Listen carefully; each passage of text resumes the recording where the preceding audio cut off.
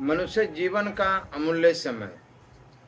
मनुष्य जीवन का समय अमूल्य है। समय की कीमत न जानने के कारण ही लोगों का बहुत सा समय व्यर्थ ही चला जाता है।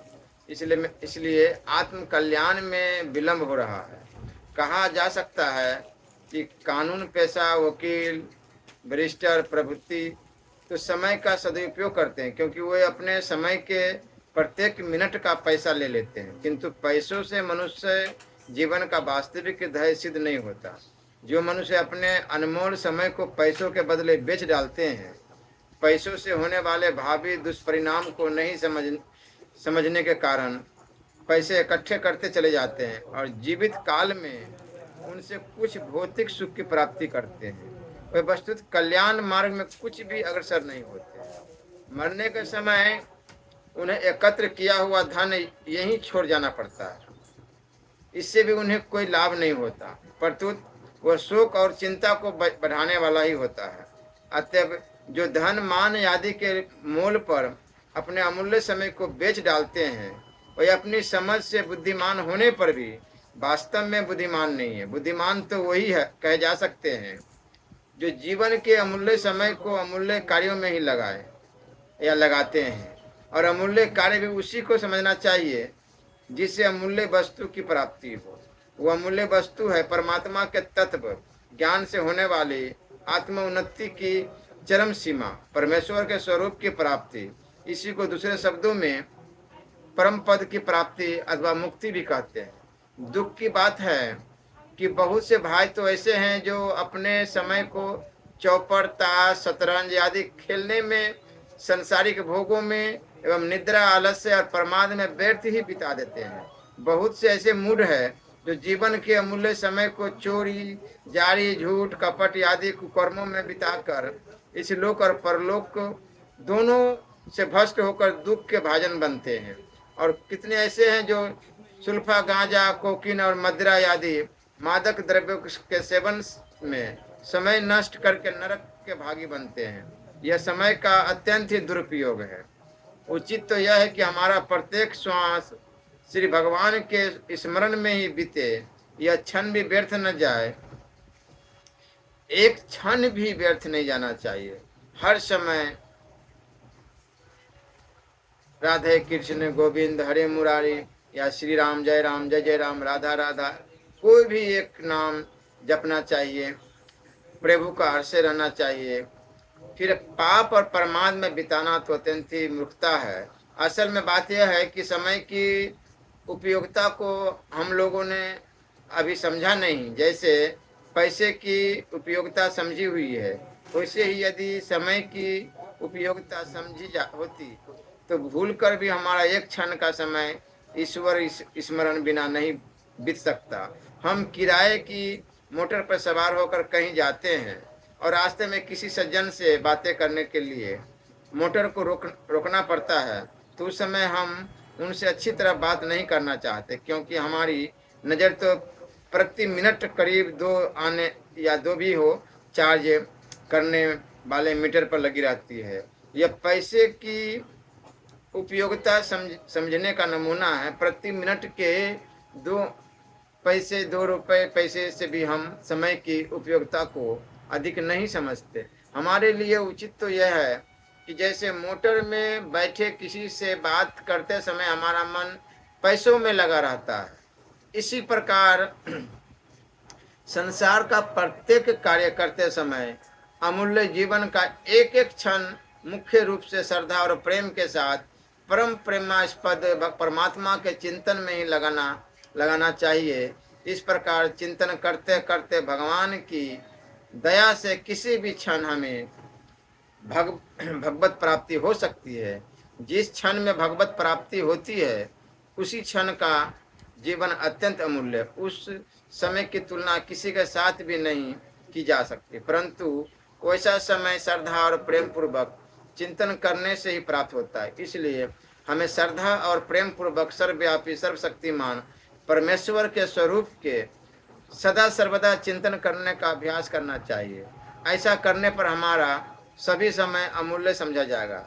यदि प्रेम और श्रद्धा की कमी के कारण जीवन भर में भगवत प्राप्ति न भी हुई तो भी कोई चिंता नहीं है, नहीं, क्योंकि अभ्यास के बदले बल से अंत समय में तो भगवान के स्वरूप का चिंतन अवश्य होगा ही। और गीता में भगवान स्वयं कहते हैं कि जो अंत समय मेरा चिंतन करता हुआ जाता है वह निश्चय ही मुझको प्राप्त होता है, इसमें कोई भी संशय नहीं है। अंत काले च मावेव स्मरण मुक्त्वा कलेबरम यम प्रयाति मदभावम याति नास्तित्व संशय। किंतु खेत की बात है कि हम लोग ईश्वर के भजन की कीमत कौड़ियों के जितनी भी नहीं करते। मान लीजिए एक पुरुष साल भर में 1 लाख 2 लाख कुछ भी रुपए कमाता हो, 5 लाख, या यदि रोजगार छोड़कर भजन करे तो उसका भी वह भजन कौड़ियों से सस्ता पड़ता है। संसार में रहकर संसार में आसक्ति होना यही मूर्खता है। केवल आसक्ति जिसको बोला गया है परमात्मा से होनी चाहिए।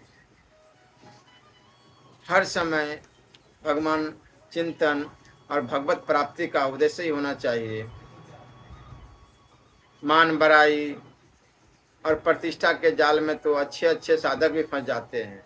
मान बड़ाई प्रतिष्ठा की इच्छा साधन पथ में भी दूर तक मनुष्य का पिंड नहीं छोड़ती। आरंभ में तो यह अमृत के तुल्य प्रतीत होती है, परंतु परिणाम में विष से भी बढ़कर है। अज्ञानवश यह बहुत से अच्छे अच्छे पुरुषों के चित्त को डंबाडोल कर देती है। साधक पुरुष भी मोह के कारण इस प्रकार मान लेते हैं कि मेरी पूजा और प्रतिष्ठा करने वाले पवित्र होते हैं, इससे मेरी कुछ भी हानि नहीं, परंतु ऐसा समझाने वाले की बुद्धि उन्हें धोखा देती है और वे मोह जाल में फंसकर साधन पथ से गिर जाते हैं। बहुत से पुरुष तो मान बड़ाई प्रतिष्ठा की इच्छा के लिए ही ईश्वर भक्ति, सदाचार और लोक सेवादि उत्तम कार्य में प्रवृत्त होते हैं। दूसरे जो जिज्ञासु अर्थात अपनी आत्मा के कल्याण के उद्देश्य से ईश्वर भक्ति, सदाचार और लोक सेवादि उत्तम कर्म करते हैं, वो भी मान बड़ाई प्रतिष्ठा को पाकर फिसल जाते हैं और उनके ध्येय का परिवर्तन हो जाता है। ध्येय के बदल जाने से मान बड़ाई प्रतिष्ठा के लिए ही उनके सब काम होने लगते हैं और झूठ, कपट, दंभ और घमंड को उनके हृदय में स्थान मिल जाता है। इससे उनका भी अधपतन हो जाता है।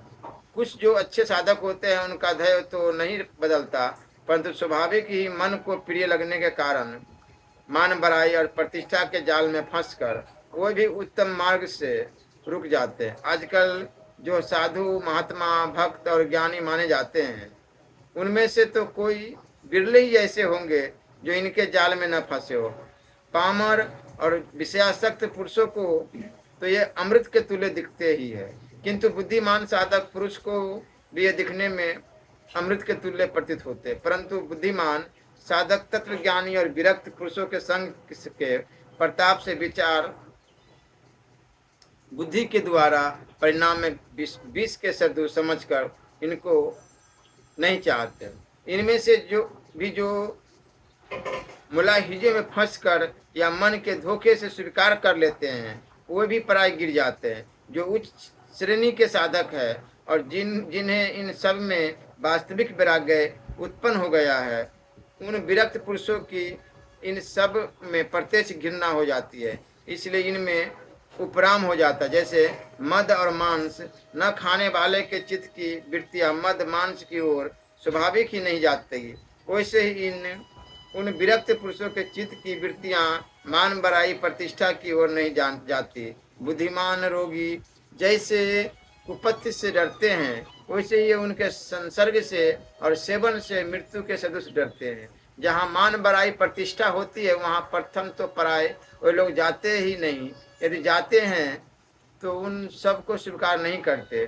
कोई बलात् मान बड़ाई प्रतिष्ठा कर देता है तो उनके दिल में वे सब खटकते हैं। जो ज्ञानवान हैं अर्थात ईश्वर के तत्व ज्ञान से जिन्हें परम वैराग्य और परम उपरामता प्राप्त हो गई है, उनके विषय में तो कुछ कहना नहीं बनता। समुद्र के सदृश गंभीर, निर्भय और धीर होते हैं। मान बड़ाई, प्रतिष्ठा को तो चाहते ही नहीं। यदि बलात् कोई कर देते हैं तो इतने उपराम होते हैं कि श्री सुखदेव की भांति वो उनका परवाह भी ही नहीं करते। जब उनकी दृष्टि में परमात्मा के अतिरिक्त संसार ही नहीं है तो फिर राग वैराग्य, मान अपमान, निंदा, स्थिति को स्थान ही कहाँ है। उन पुरुषों को छोड़कर और कोई बिरला ही पुरुष होगा जो मान बड़ाई प्रतिष्ठा को पाकर नहीं गिरता। अतः कंचन कामनी, मान बड़ाई और प्रतिष्ठा के मुंह में फंसकर अपने मनुष्य जीवन के अमूल्य समय को व्यर्थ गंवाकर आत्मा का पतन नहीं करना चाहिए। मनुष्य जीवन का एक एक श्वास ऐसा अमूल्य है कि जिसकी प्रशंसा नहीं की जा सकती, क्योंकि ईश्वर कृपा के प्रभाव से उत्तम देश, काल और सत्संग को पाकर यह मनुष्य एक क्षण में भी परम पद को प्राप्त हो सकता है। किसी कवि ने भी कहा है, ऐसे महंगे मोल का एक श्वास जो जाए, तीन लोक नहीं पटतरे, काहे धूरी मिलाए। मनुष्य के जीवन का समय बहुत ही अनमोल है। एक एक श्वास पर 100 रुपए खर्च करने से भी एक श्वास का समय नहीं बढ़ सकता। रुपए खर्च करने से समय मिल जाता तो राजा महाराजा कोई नहीं मरते। पैसों से ही नहीं, रत्नों के मोल पर भी मनुष्य जीवन का समय हमको नहीं मिल सकता। इसलिए ऐसे अमूल्य समय को जो व्यर्थ खोएगा उसको अवश्य ही पश्चाताप करना पड़ेगा। इस क्षण भंगुर परिवर्तनशील संसार के सभी पदार्थ जीर्ण और नाश को प्राप्त होते हुए क्षण क्षण में हम लोगों को चेतावनी दे रहे हैं, परंतु हम लोग नहीं चेतते हैं। प्रति सेकंड टिक टिक करती हुई घड़ी हमें समय बदलाती है, परंतु हम ध्यान नहीं देते। हमारे शरीर के नख, रोम और अवस्थाओं का परिवर्तन, इंद्रियों का ह्रास तथा बीमारियों की उत्पत्ति हमको समय समय पर मौत की याद दिलाती है, तो भी हम सावधान नहीं होते। इससे बढ़कर और क्या आश्चर्य होगा। हम लोग माया रूपी मदिरा को पीकर ऐसे मोहित हो गए हैं कि उसका नशा कभी उतरता ही नहीं। संत कवियों ने भी हमें कम चेतावनी नहीं दी है, परंतु हम किसी की परवाह भी नहीं करते। फिर हमारा कल्याण कैसे हो। नारायण स्वामी कहते हैं, दो बातन को भूल मत जो चाहत कल्याण, नारायण एक मौत को दूजे श्री भगवान। श्री कबीरदास जी के वचन तो चेतावनी से भरे हुए।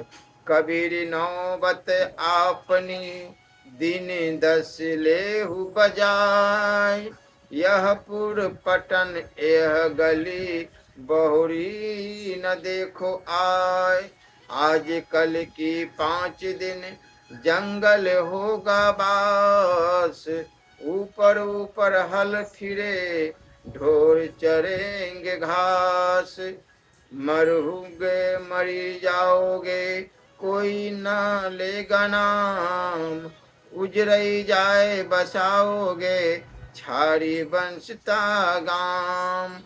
हार जले ज्यों लकड़ी केस जले ज्यों घास, सब जग जलता देख कर भया कबीर उदास। कबीरा सुता क्या करे जागो जपो मुरारी, एक दीना है सोना लंबे पांव पसारी। जब कबीर सरदुस संत की चेतावनी सुनकर भी हमारी अज्ञान निद्रा भंग नहीं होती तो दूसरों की तो हम सुने ही क्या।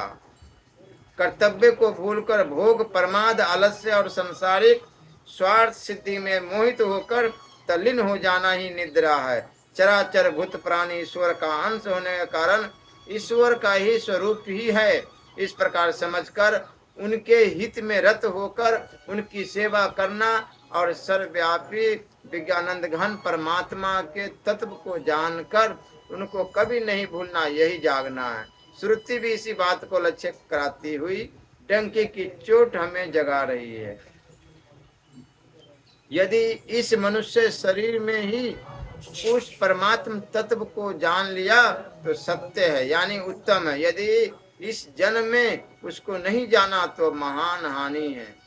धीर पुरुष संपूर्ण भूतों में परमात्मा का चिंतन कर परमात्मा को समझकर इस देह को छोड़ अमृत को प्राप्त होते हैं, अर्थात इस देह से प्राणों के निकल जाने पर वे अमृत स्वरूप परमात्मा को प्राप्त हो जाते हैं।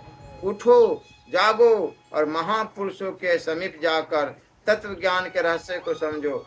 ऐसे चेताने पर भी हम लोग नहीं चेतेंगे तो फिर हम लोगों का उसी दशा की प्राप्ति होना अनिवार्य है, जैसा कि तुलसीदास जी महाराज ने कहा है, जो नर तरे भव सागर नर समाज अस पाई, सुकृत निंदक मंद मति आत्महन गति जाई।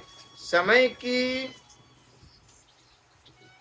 अमूल्यता के रहस्य को समझकर मनुष्य को चाहिए कि वह अपना सारा समय भगवान के प्रभाव और रहस्य को समझते हुए श्रद्धा एवं प्रेम पूर्वक निरंतर केवल ईश्वर के चिंतन में ही लगावे। यदि मनुष्य भगवत चिंतन का ऐसा अभ्यास करे तो उसको बहुत अल्प समय में ही परमात्मा की प्राप्ति हो सकती है।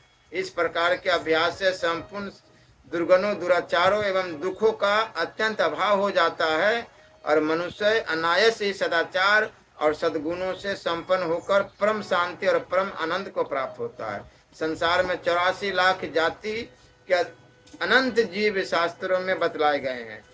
इन सब में परमात्मा की प्राप्ति का अधिकार केवल मनुष्य को ही माना गया है। परमात्मा की असीम दया के प्रभाव से तो अनाधिकारी पशु पक्षी तिर्यक योनि जीवों को भी परमात्मा की प्राप्ति हो जाती है। इस प्रकार की बातें इतिहासों में मिलती है, परंतु वह उपवाद रूप है, नियम नहीं। सारी सृष्टि के जीवों की संख्या का अनुमान करना तो वस्तु लड़कपन है, परंतु मनुष्य की साधारण बुद्धि से इतना कहा जा सकता है कि समुद्र में एक क्षुद्र तरंग के समान ही है। यदि प्रत्येक योनि को भोगते हुए ठीक कर्म से जीव को मनुष्य शरीर मिले तब तो अनेकों युगों के बाद उसका मिलना संभव है। आचरणों की ओर देखने पर निराशा ही होती है। आचरण तो ऐसे हैं कि उनसे शीघ्र मनुष्य शरीर मिलने की आशा ही नहीं की जा सकती। जिसको मनुष्य शरीर मिलता है उस पर ईश्वर की महान दया समझनी चाहिए। इसी से श्री रामचरितमानस में भी कहा गया है कि आकर 4,84,00,000 जोनि भर मत यह जीव अविनाशी, फिरत सदा माया कर प्रेरा, काल कर्म स्वभाव गुण घेरा, कब हुक करी करुणा नर देही, देते इस बिनु हेतु स्नेही। अतः बुद्धिमान पुरुषों को यह समझ रखना चाहिए कि अनंत युगों से भटकते हुए अनंत कोटि जीवों में जो अत्यंत ही भाग्यशाली और मुक्ति के अधिकारी समझे जाने योग्य जीव होते हैं, उन्हीं को ईश्वर यह दुर्लभ मुक्तिदायक मनुष्य शरीर प्रदान करते हैं। ऐसे दुर्लभ और क्षण भंगुर अनित्य मनुष्य शरीर को पाकर जो जीव शीघ्र से शीघ्र अपने आत्मा के कल्याण के तत्पर नहीं होता, उसके समान मूर्ख और कोई भी नहीं है। जब मनुष्य का शरीर मिल गया तब यह समझ लेना चाहिए कि सामान्य भाव से मुक्ति के अधिकारी तो हम है ही। ऐसा ना होता तो मनुष्य शरीर ही हमें क्यों दिया जाता।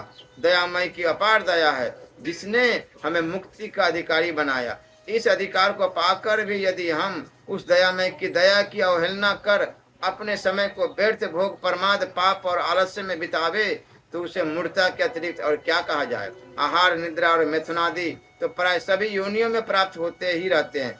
फिर मनुष्य के शरीर को पाकर भी यदि जीव उन्हीं विषयों में अपना जीवन बिताता रहे तो फिर उस मनुष्य में और पशु में अंतर ही क्या रह जाता है। कुतिया के साथ कुत्ते को जो सुख प्राप्त होता है वही राजा को रानी के साथ और इंद्र को इंद्रानी के साथ प्राप्त होता है।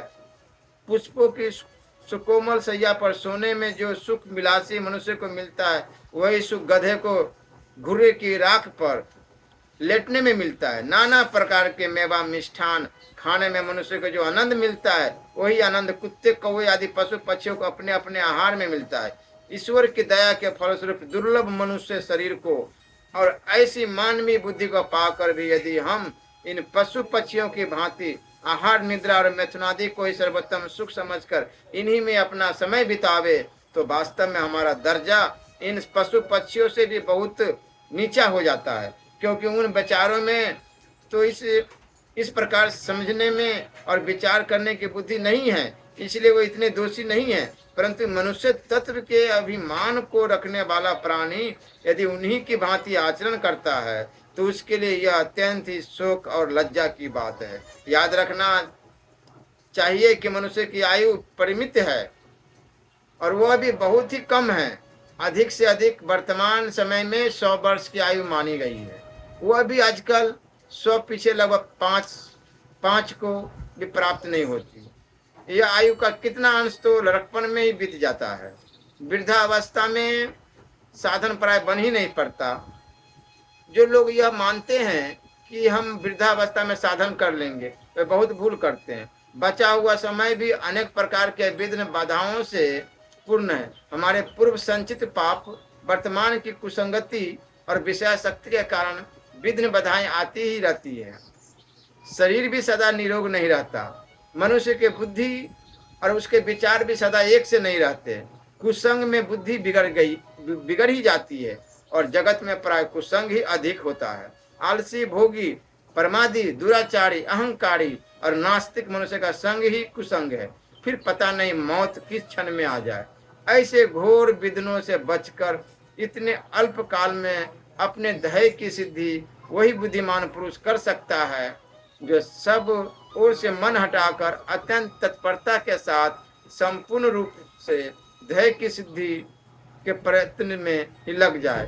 वास्तविक बुद्धिमान वही है जो ऐसे अमूल्य समय का एक भी क्षण आलस्य और प्रमाद में न बिताकर प्रतिक्षण अपने लक्ष्य पर लगा रहता है। मनुष्य को अपने इस आयु का एक एक क्षण बड़ी सावधानी के साथ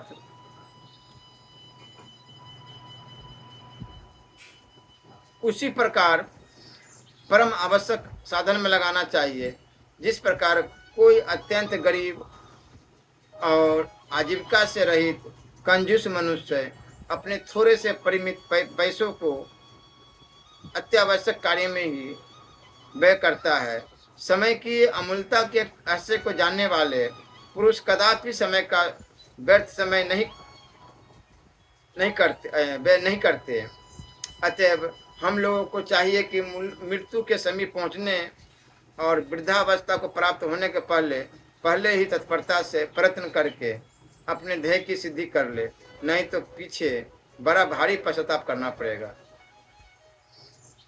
सो परत्र दुख पावई, सिर धुनि धुनि पछताई, काल ही कर्म ही ईश्वर ही, मिथ्या दोष लगाई। अभी बहुत अच्छा मौका है, क्योंकि इस घोर कली काल में निष्काम भाव से किया हुआ थोड़ा सा भी भगवत भजन रूप साधन कल्याणकारी माना गया है। जिस पर ईश्वर की दया को पार ही नहीं है। इतने पर भी यदि हम उसकी दया, प्रेम और प्रभाव के रहस्य को समझकर उसका भजन करने के लिए कटिबद्ध न हो, तो फिर कर्मों के और समय के मध्य दोष मधना सर्वथा असंगत है। अतएव उठो, सावधान हो और महर्षियों द्वारा बतलाए हुए अपने परम ध्येय की सिद्धि के लिए कमर कसकर प्रयत्न में लग जाओ। आज से कल और कल से परसों यों उत्तरोत्तर जो आत्मोन्नति पथ पर आगे बढ़ते हैं, वे बुद्धिमान है। श्रुति, स्मृति, इतिहास और पुराणादि शास्त्रों में बतलाई हुई बातों में जो सर्वोत्तम प्रतीत हो, उन्हीं के आचरण में अपना समय लगाना चाहिए। साथ ही अपनी दृष्टि में शास्त्रानुमोदित लक्षणों वाले महापुरुष हो, उनके बतलाए हुए पथ पर चलना चाहिए। ऐसे महापुरुषों के उत्तम गुण और उत्तम आचरणों का अनुकरण करना चाहिए।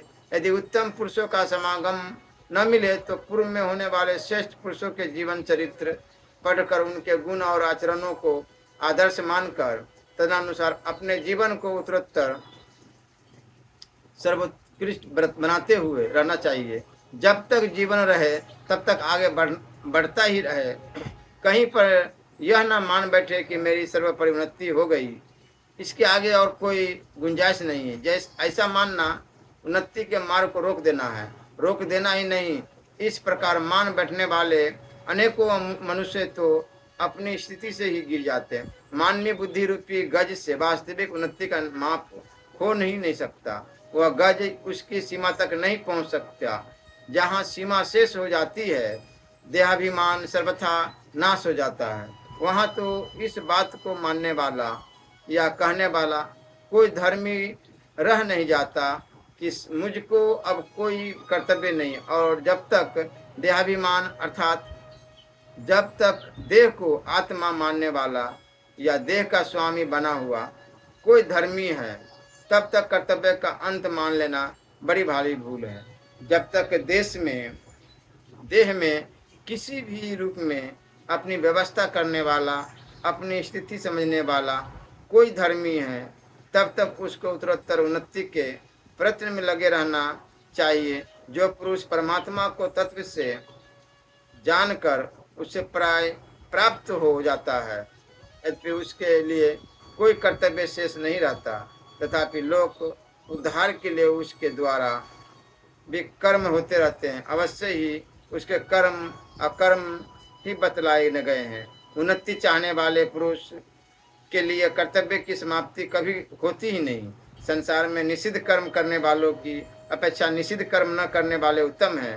उनसे उत्तम वह है जो धन, पुत्र, स्त्री, मान, बड़ाई या स्वर्ग आदि की कामना से उत्तम आचरण और ईश्वर की भक्ति करते हैं। उनसे श्रेष्ठ है वो है जो सदाचार पालन और ईश्वर की भक्ति करते समय तो भगवान से कुछ भी नहीं मांगते, परंतु पीछे किसी संकट में पड़ने पर उस संकट की निवृत्ति के लिए ईश्वर से याचना करते हैं। उनसे भी वे श्रेष्ठ है जो आत्म उद्धार के अतिरिक्त अन्य किसी भी बात के लिए कभी इच्छा नहीं करते। वो तो अति श्रेष्ठ है जो ईश्वर के तत्व को जानकर जानकार रहते हैं। जानकार के बिना ही किसी हेतु के स्वाभाविक ही ईश्वर की भक्ति और सदाचार का प्रेम पूर्वक पालन करते हैं। और उन महापुरुषों के लिए तो कुछ कहना ही नहीं बनता, जो ईश्वर को प्राप्त हो चुके हैं। ईश्वर प्राप्त पुरुषों में भी वह सर्वोत्तम है, जिनको ईश्वर की ओर से संसार में सदाचार और भक्ति के प्रचार के लिए आदेश या अधिकार प्राप्त। ईश्वर के यहाँ से जो इस बात का अधिकार लेकर आते हैं, उन्हीं को कारक पुरुष और अंशावतार भी कहते हैं। और दयामय भगवान तो सबसे उत्तम और समस्त उत्तमता के आधार ही है, जो जीवों के उद्धार के लिए स्वयं समय समय पर अवतीर्ण होकर शाश्वत धर्म और परम पावनी भक्ति का प्रचार करते हैं। एवं मनुष्य को चाहिए कि वह सर्वोत्तम पुरुष को अपना आदर्श और ध्येय मानकर उनके आचरण और गुणों का अनुकरण करे तथा उनकी आज्ञा का पालन करते हुए ही अपने जीवन को उत्तरोत्तर उन्नत बनाने में ही अपना समय लगावे। इसी में मनुष्य की बुद्धिमत्ता है। श्री राधा वल्लभ लाल की